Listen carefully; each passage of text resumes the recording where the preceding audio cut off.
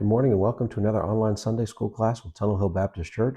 As always, we like to begin by reminding you that we here at Tunnel Hill Baptist Church believe that Jesus is the Christ, that He's the Son of the living God who lived a perfect life and died a sacrificial death for your sins and for mine, and that if you will place your hope and trust in Jesus Christ as both Lord and Savior, that you will be saved. If you'd like more information about what it means to make Jesus Christ your Lord and Savior, we would invite you to follow the link in the description. It will take you to a full gospel presentation. It'll also show you how to respond to the gospel and how to connect with Tunnel Hill Baptist Church. If you live in the Hardin County, Kentucky area, we would invite you to join us for worship right here at Tunnel Hill Baptist Church at 11 o'clock on Sunday mornings. We are both in person and online through Facebook Live.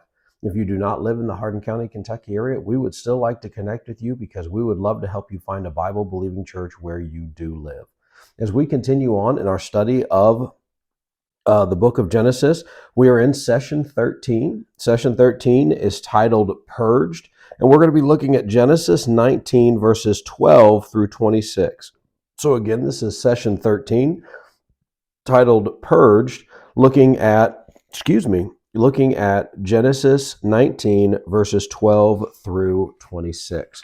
And as we get into our study this morning, what I want you to do is I want you to think about a time where you may have experienced the consequences of poor decisions. Now, this could have been like one of those things where you made a poor choice and you got punished for it. It could also just mean something more along the lines of you made a choice and it was the wrong choice. It was a poor decision, and there was just natural consequences about it that you had to deal with.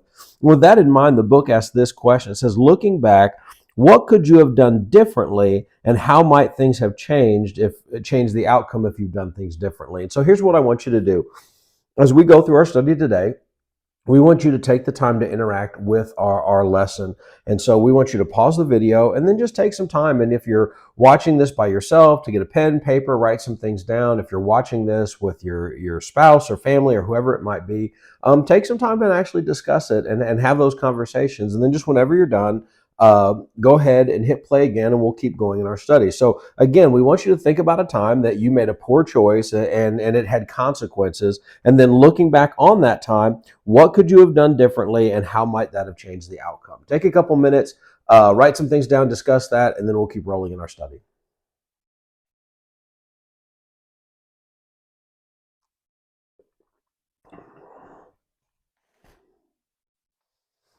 All right, so hopefully you can think of a time. I know that all of us have had times in our lives where we've made a poor choice, and because of that poor choice, we've had to reap some of the consequences of that. Sometimes those things are very serious. Sometimes those things are quite minor. The thing that always kind of comes to my mind is the times that I've cut a corner.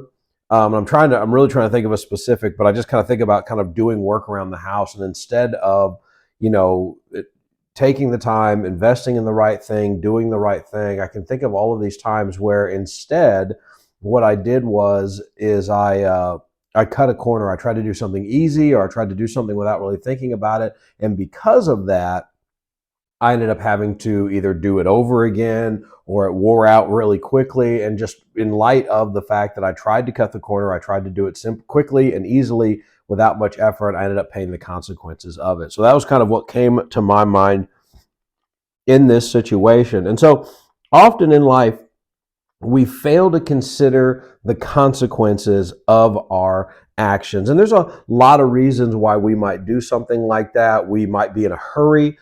We might think that we're unstoppable. There's always that 10-foot tall and bulletproof mentality of like, well, it won't be that bad, or I can overcome it. And a lot of times I think there's just a little bit of a heart of arrogance there, of saying like, well, that might happen to some people, but that won't happen to me. Like, I'm too smart to let something like that happen to me.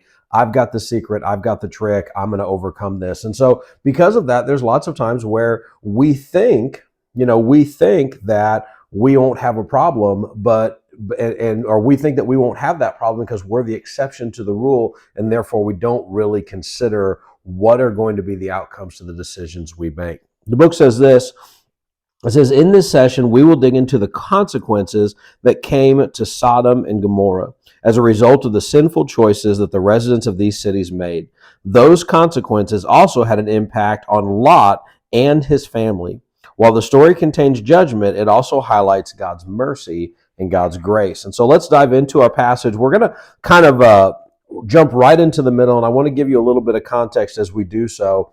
So, if you remember from a couple of weeks ago, we have Lot goes off into the valley and goes off into the area near Sodom and Gomorrah, and Abram and now Abraham stays in kind of the hill country, which is really truly Canaan, and he's staying there. Whereas Lot has been down in that. He started off kind of nomading it in that, and then eventually he finds himself in one of those cities. I think it's in Sodom. He finds himself in the city. He's now living in the city. He's part of the city life. I'm sure he probably still had the wealth and all that stuff out there. Maybe he didn't. Maybe he'd used it up. But he finds himself in that city. And the Lord God comes through and talks to Abram along with two of his angels. And he ends up ultimately, again, reaffirming that they're going to have a kid, and also tells them what's going to happen to Sodom and Gomorrah, that their sin has been so bad and so awful that he is on his way, kind of in this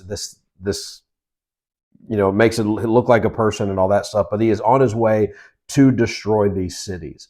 And with that in mind, he has this interaction with Abraham, where finally Abraham kind of says, almost bargains with God, but really talks with God, probably because of Lot, and saying, if you even find just a few righteous people in one of the cities, will you spare it? And God says, if I find some righteous people, I'll spare them. And ultimately he does spare a city, but not Sodom or Gomorrah.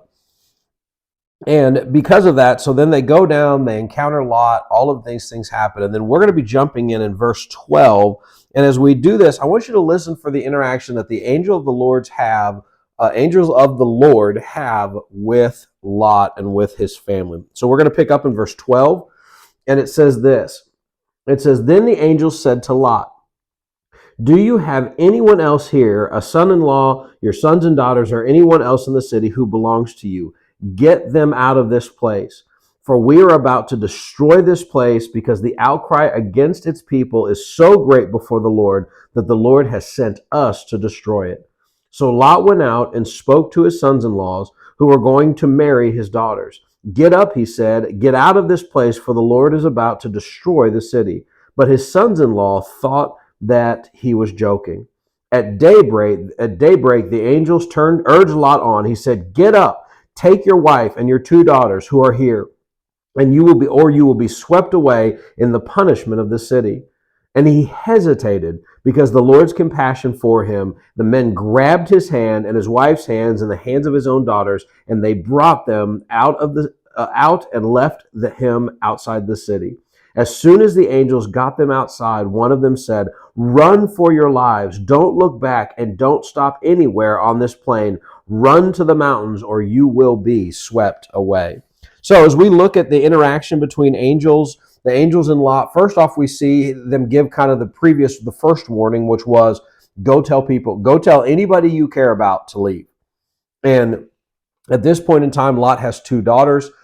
These two daughters are engaged to be married to two other men. Like, this was in the culture of this time, they were considered in a lot of ways already married, but they had not come into that. They had not come into the marriage where it had been finalized, and these daughters leave his house and go and are joined to these two would-be son-in-laws, that they're well into that point, to the point that they're already calling him, son-in-law, these two men son-in-laws, but his daughters still live with him. And so they're not quite fully through that process where he has officially handed them over to these men to be their wives. And so he goes to these men and he says, hey, you need to go. This city's about to be destroyed. This is going to be a really bad situation. You need to leave. And they just kind of took it as joking. They took it, the term joking means that they thought him to be out of his mind. They thought him to be crazy. They didn't think what he was saying was true or that he should be taken seriously.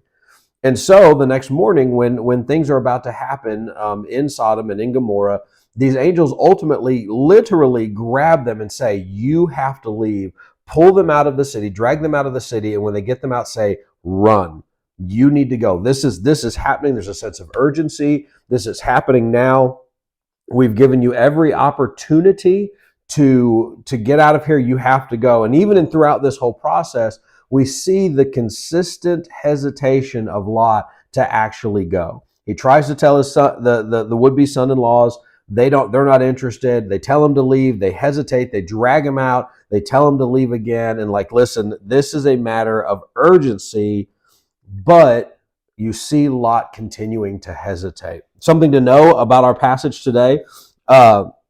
When dealing with Sodom and Gomorrah, we can look throughout Scripture, and these two cities are continuously and consistently synonymous with evil, with sinful lifestyles and sinful instructions, and they're being called to leave these places, and yet they don't want to. And I think that says a little bit to us about Lot, his wife, and his kids, is that they've become so almost indoctrinated to the culture and the lifestyle of this place that they don't see the evil. This is a evil place, a wicked place, and yet it has become, quote unquote, their home, and they're scared to leave it. You know, it's interesting because we see this in other ways where people live in rough neighborhoods or just live in bad situations. You know, you may think of like a television show like the show what's it called, Hoarders, where these people live in just an awful situation. Their house is falling apart around them. They can't live. They can't function. It's dirty. It stinks. There's all of these issues in the house. But when you try to tell them, we need to get you out of here, we need to get you to a place that's where you can be, you know, sanitary and clean and all that stuff, they don't want to leave. And it's because they've become so, kind of used to their surroundings that they don't see the filth or the hoarding or anything like that anymore. And I think that's what's happening to Lot here, is he has grown used to the sin and the corruption of Sodom. And because of that, even though they're being told, we're going to destroy this place, you need to leave, they hesitate because it's become their home. And so with that it being the situation, we see multiple interactions between the angels and Lot. First, you see him do what the angels say. Then when it comes again and he says it's time to go, you see the hesitation, and then you see really the grace and the love of God and the fact that these angels flat out grab his family and drag them outside of the city so that they will kind of have the spell broken and that they'll actually run and try to get away. The book asks this question. It's, why do people ignore or hesitate in the face of God's promised judgment? So when we have a situation like this, whether it's us reading our own Bible or what we see from Lot here, why is it that sometimes that when the Bible clearly tells us these are the consequences of sin and these are the consequences of certain behavior, why do you think people hesitate when it comes to those things? Take a couple minutes to discuss that, and then we'll keep rolling in our study.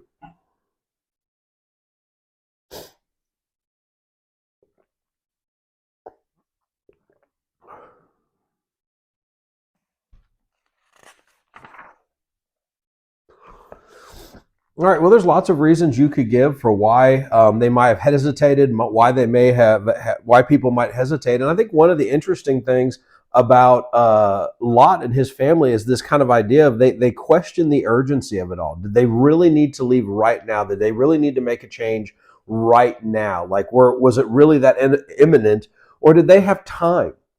Time to kind of get things back, time to get things back on track, time to later to get things sorted out. And I think that the passage really shows to us and communicates to us well the urgency of the situation. And I imagine Lot hesitated a little bit because he kind of thought, well, it's not like God's going to do something today. You know, it's not like it's going to just happen immediately. I'm sure there's time. And there wasn't. And I think that's true for a lot of people today is, they see the consequences of sin. They see the reality of living separated from God. And there's just a part of them that says, well, I'll get around to it. I'll set my house in order. I'll fix things. I'll repent later. But for right now, I'm going to just keep doing what I'm doing. And I've had those conversations with young people before in my time. And I think that we probably have people that are not young who still think this way. Like, there will come a time where I will make things right with God, but until then, I'm not going to worry about it. And so that we lose that sense of urgency. Let's keep on in our text right now. Let's look at verses 18 through 22. And as we do so, I want you to listen for what Lot proposes to the angels. It's interesting enough as we have all of this thing, we have, if you remember, the last kind of command of the angels is flee to the mountains so that you are not swept up in what's about to happen. And we're going to see again Lot hesitate and in a way, in kind of a way, begin to bargain with the angels in an interesting manner. So we're going to read 18 through 22. And it says this, but Lot said to them, no, my lords, please, your servant has indeed found favor with you, and you have shown me great kindness by saving my life. But I can't run to the mountains. The disaster will overtake me, and I will die. Look, this town is close enough for me to flee to. It is a small place. Please let me run to it. It's only a small place, isn't it? So that I can survive. And he said to him, this is the angel speaking to Lot, all right, I'll grant your request, but with this matter too, and I will not demolish the town you mentioned. Hurry up, run to it, for I cannot do anything until you get there. Therefore, the name of the city is called Zoar, and Zoar means small. And so we see here, and really what I would just kind of, present to you, or what I would argue in this passage is, we see a serious lack of faith and trust in God. And what we see from Lot here is he's told to run to the mountains, go to as far away as you can, this safe place. And he says, I can't do that. I can't do it. I'll never make it. You'll end up sweeping me up. Maybe even saying I'll have a heart attack before I even get there. There's no way. I can't make it all the way to the mountains. It's not going to happen. And he doesn't just do what God says. And so it's one of those things where it's almost like he's saying, I don't trust God to allow me to get now. What's interesting about the passage is we see the angel say, get to that city. I can't do anything until you get there. And so I think that would have been true either way. I think that if he would have run for the mountains, that he would have got to the mountains, and then God would have brought the judgment upon these cities. But he just doesn't believe him. He doesn't trust that God will get him there safely. And that's a very frustrating thing in the midst of this. There are times in our lives where we try to negotiate with God. I'm sure that you have done this as well. In fact, you may want to take a couple minutes, pause the video. When has there been times where you have tried to negotiate with God, and how did it turn out?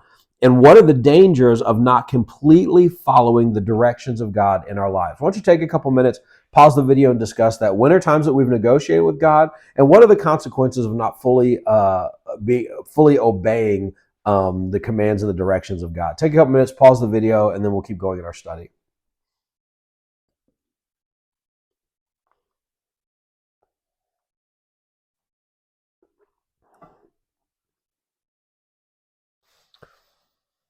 All right. I'm sure there are times that you have made negotiations with God. I know that there are probably times that we've said, the one thing that always pops in my head in this one is usually in the realm of relationships, that when we have a guy or girl that we're interested in, that we'll kind of start to negotiate with God. I know that they're this way, but God, this person really likes me and all that stuff. And we'll kind of make these negotiations with God where maybe God is putting up some warnings in our heart that's saying, hey, like this guy may not be leading me to a closer walk with Jesus, or this girl may not be helping me be a good follower of Christ, and we kind of overlook it.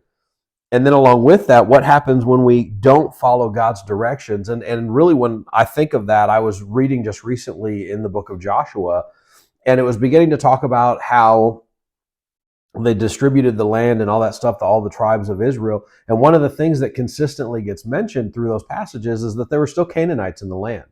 And so God had told them to remove the Canaanites and to completely drive them out of the land. And we see as Joshua begins to distribute the land to each clan, or to each family, that they hadn't done that.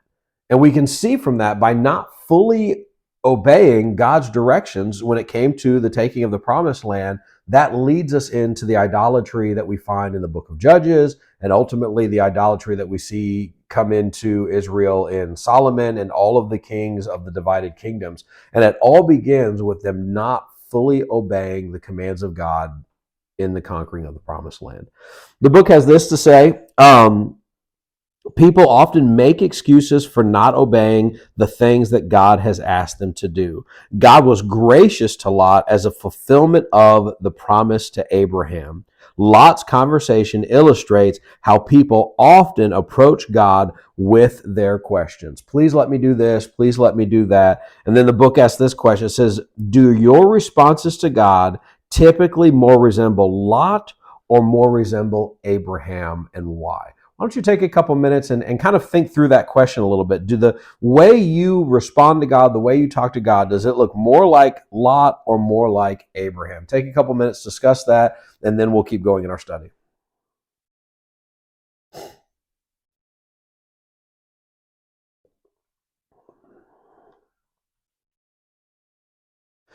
All right, that's a great question, and it really just is a matter of obedience. When you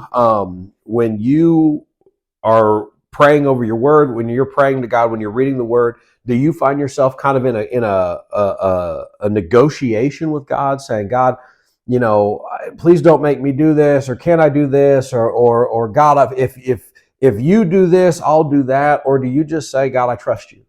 And kind of I think about what we've read in the past that says, and he believed God and it was credited him as righteousness. Do we take God and look at his word and say, God, if this is what you say, that this is what I'm going to do? Or are we like Mary when she found out that she was going to give birth to Jesus and say, behold, your humble bondslave? Or do we try to make negotiations and say, no, don't make me do that. Let me do this. Or no, don't do that. Let me do this. Let me provide an alternative. Let me make it easier on me. Let me make it easier on you, God. All of those things. Which one do we do? And that's a question that I see myself. I want to be Abraham. I'll put it that way. I want to be Abraham. I want to say that I just say, God, it's in your word, and that's what I'm going to do. But I know that there are times, and I know that there are areas of my life where I'm like, okay, God, I'll do this, I'll do this, but first let me do this. Like, hey God, I'll do this, but let me get my kids through this, or let me do this first, or let me get this work done around my house before I do it. And what I find myself doing is negotiating with God to say, not so much let me do something a little bit different, but let me do that thing a little bit later. And so I know that there's ways that I do that. The book says this. It says Lot was able to lead his family to safety before God brought his judgment upon Sodom and Gomorrah, but it was more because of God's grace than anything Lot or his family chose to do. And I think that's an important thing to remember as we wrap up our reading to get together today, is to recognize that really Lot gave God every opportunity to judge him.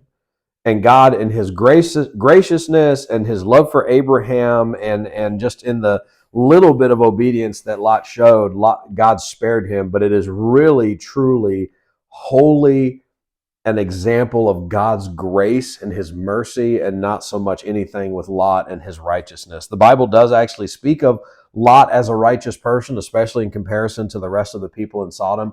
But really, it has a lot more to do with God's grace than it does with Lot's righteousness.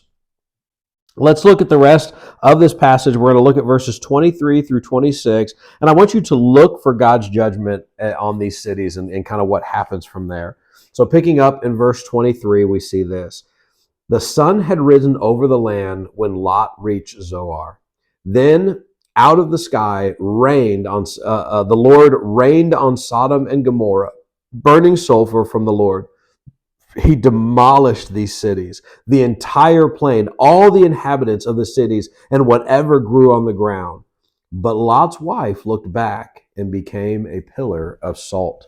And so what we see here is, as soon as they reach safety, as soon as they reach Zoar, they get into the city, and immediately whatever God did just began pouring down. Something the book points out is we always try to figure out, how did he do this? How did God do this? Is there a natural thing? And they talked about tar pits, and they talked about, maybe volcanoes and all sorts of different things. And we really don't know. But we do know that God did something. And God not only wiped out these two cities, but literally totally annihilated that entire area.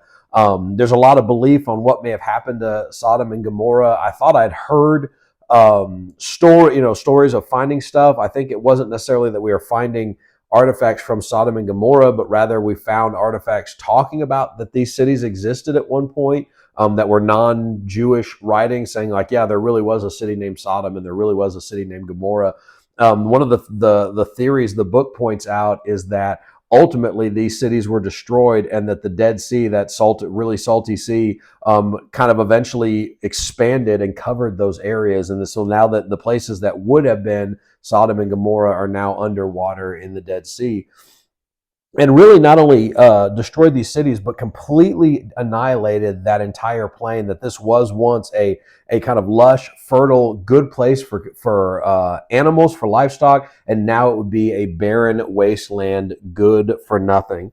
The men of Sodom had committed their sin under the cover of darkness of night, but God's judgment would be executed during the brightest part of the day for all to see.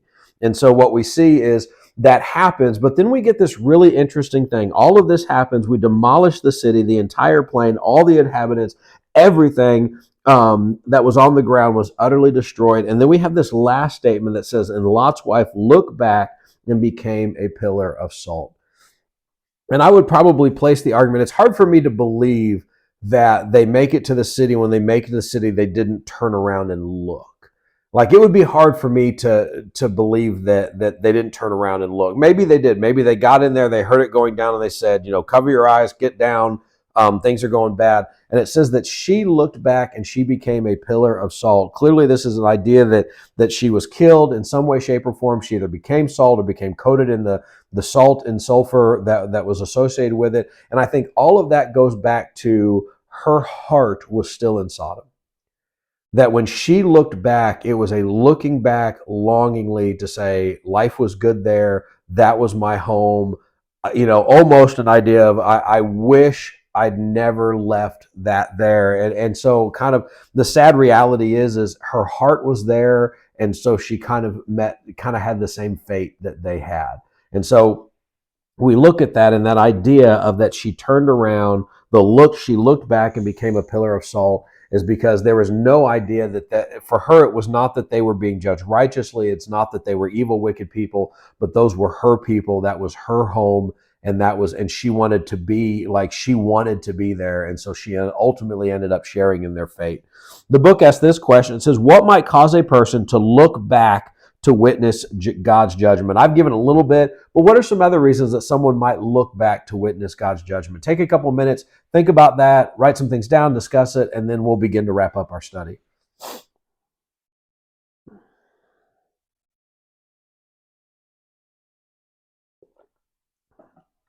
All right, so there's a lot of reasons that someone might look back to witness God's judgment. Sometimes it might be because they want to see it. They want to see those people get it. There might be a little bit of vengeance or bitterness or anger there. Someone might look back to see God's judgment, to just see if God really is going to do what he said, like almost in a testing God type of manner. Like, did he really say?